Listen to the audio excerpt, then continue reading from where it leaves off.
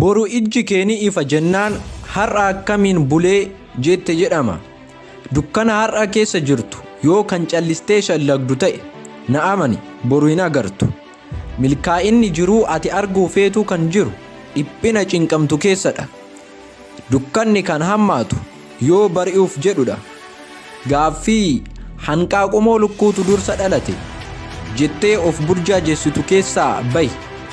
Yoo hubattee ilaalte wanti dhugumatti itti cinqamaa jirtu cuuphaa dhiphinaatiin kan si sakaalu osoo hin taane utubaa manaa boru ijaartu akka ta'e hubattee beektaa laata?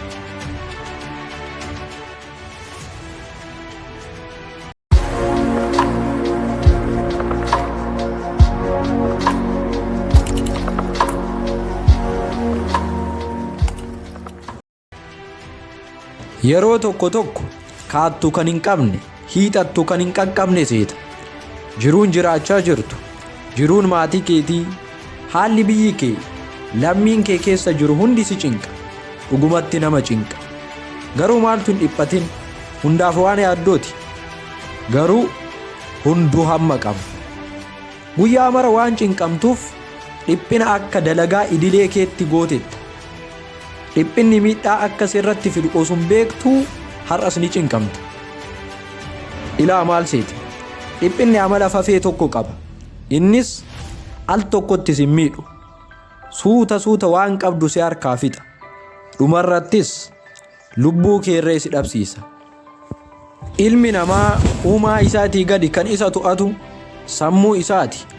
Haraama dalagdeef uumaa kee irraa gaabbii argachuu dandeessa. Uumaa keetiinis ni araramta. Sammuun kee garuu har'as borus hin boqotu. Dhukkubbii sammuu sababbii dhiphinaatiin nu qunnamu bakkatti deebisuun waa salphaa miti. Seenaa biyya Chaayinaa keessatti yeroo durii akkana ta'e. Hoggantoonni waraana Chaayinaa yeroo durii nama yakka raawwatee hidhame mana hidhaa galchuun harkaaf miila isaa teessoo irra taa'etti hidhu. Sana booda bishaan uraa dhiphoo baaxii irratti tolchuun akka irraan gadee mataa isaatti cimmisu taasisu. Dhugumatti seenaa kana yoon sitti himu tarii gaarummaa hoggantoota waraanaa kanaatu sitti mul'ata ta'a. Garuu barruun kun kan katabamee argamu seenaa hoggantoota waraanaa hammeenyaan guutaman irrattidha. Maaliif?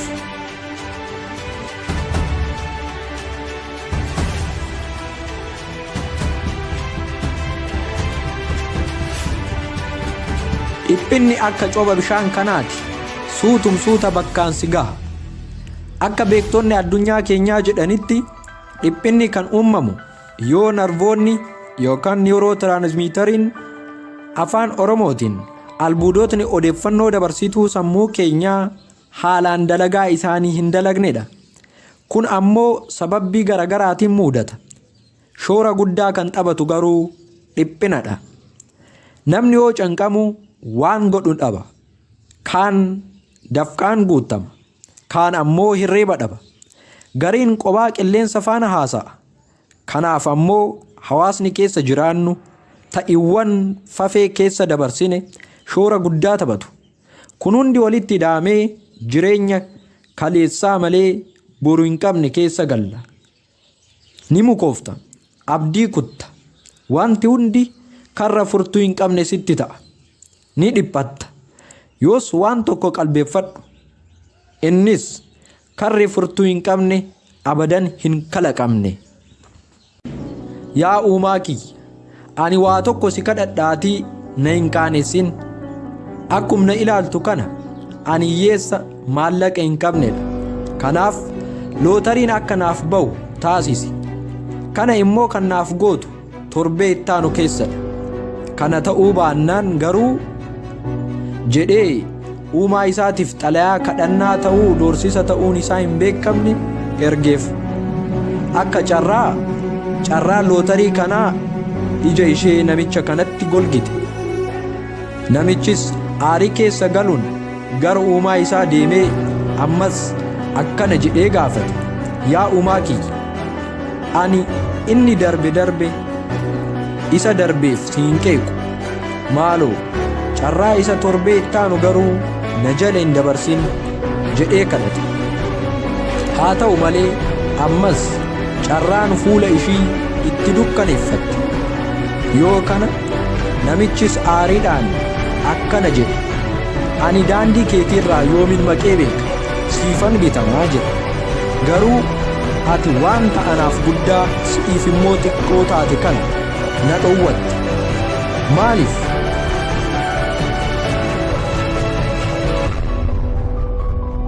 Yoo kana uumaan isaa akkana jedhee deebiseef, mee jalqaba atumti lootaricha deemii kuti.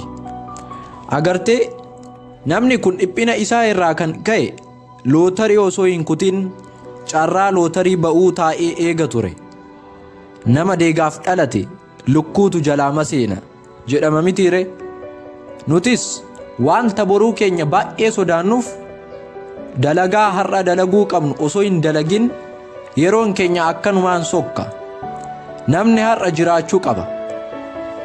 Kitaabni beekamaa addunyaa keenyaa How to Stop Worrying and Start Living jedhu dhiphina karaalee salphaa sadiin ofirraa ittisuu dandeenya jedha.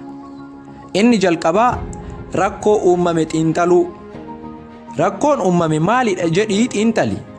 Itti aansuun maaliif rakkoon sun uumame jedhii hubadhu. Dhumarrattis rakkinni uumame dhiibbaa maalii akka sirraan ga'u adda fooyi beeki.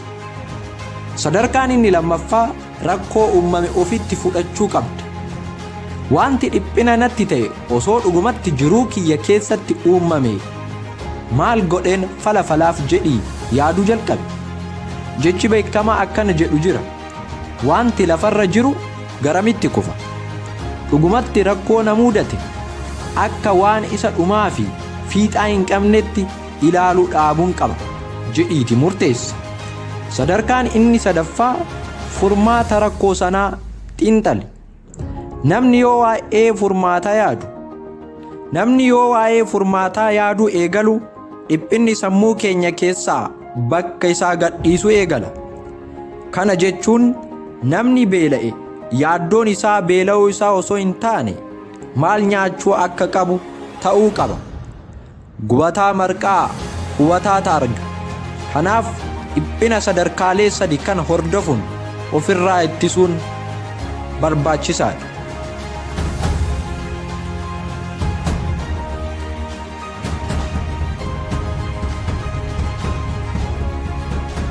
Mee seenaa yeroo tokko dubbise siniif haa qoodu.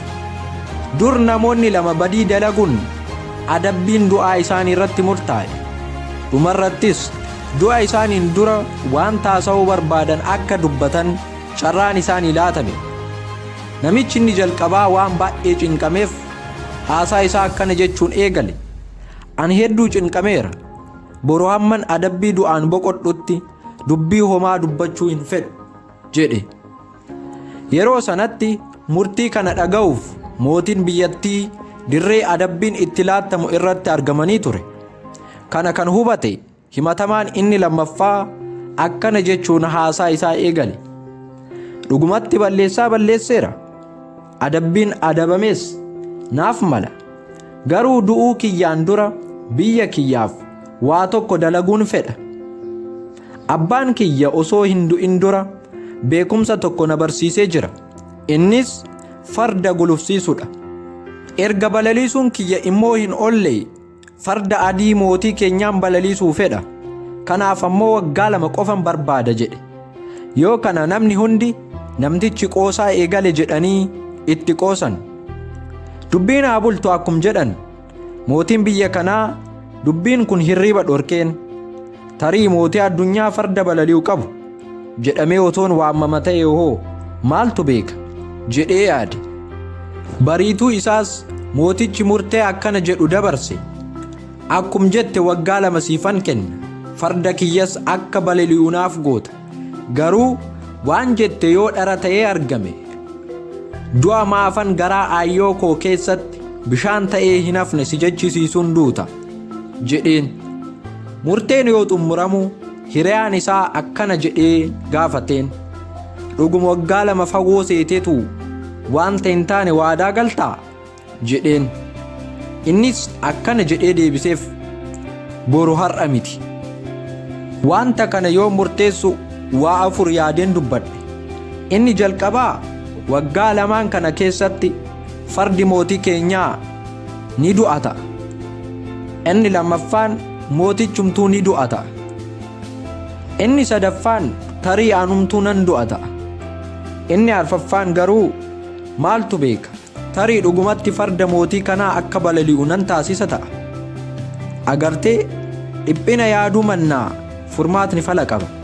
Nutis karra cufamaa dhaabbannee ilaaluu qofa osoo hin taane furtuu isaa barbaaduu eegaluu qabna. Gubataa marqaa hubataa ta'a arga. Dhiphinni kan uumamu wanta kalee uumameen yookaan wanta boruu ni ta'a jennee yaadnuunidha. Nuti garuu kan jiraachaa jirru har'adha. Sammuun namaa al tokkotti waa tokko qofa yaaduu danda'a. Kanaaf sammuu kee dhiphinaan osoo hin taane furmaataan guutuu qabda. Kanaafuu yoo dhabdus yoo deegdus waan harka keerra jiruun galateeffadhu. Uumaan aduu siif laate dhugumatti ibsaa si dhorkataa? Gaaffiidhaan waan hin shallagamne siif kennameera. Kanaaf irra deddeebiitii galateeffadhu. Yommus nama taata.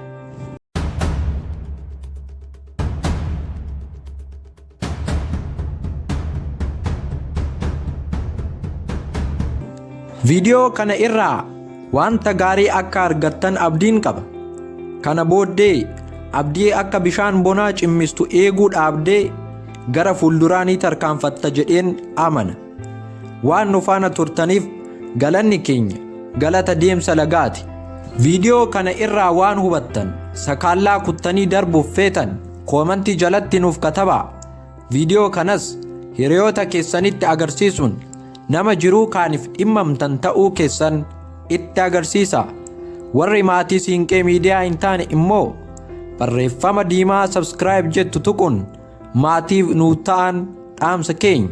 Waan na faana turtaniif daran galatooma.